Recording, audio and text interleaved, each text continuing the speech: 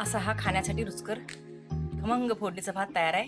तुम्ही हे दह्यासोबत खाऊ शकता किंवा नुसतं पण खाऊ शकता. आमटीसोबत, सांबारासोबत, ज्याला आपल्याला कसं आवडेल तसं खाऊ शकता. नमस्कार. आज मी रात्रीचा राहिलेला शिळा फोडणीचा भात करणार आहे. चरचरीत खमंग असा हा तयार भात होते.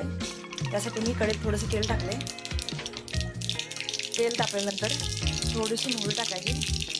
मोहरी फुटली त्याचे जिरे टाकायचे. जिरे टाकले की मग कांदा टाकायचा. हा गेला कढीपत्ता. अतिशय रुचकर असा हा भात तयार होते.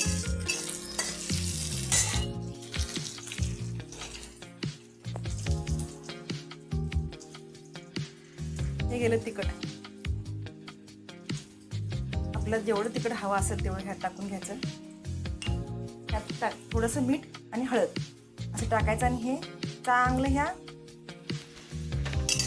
कांद्यावर हे परतून घ्यायचं.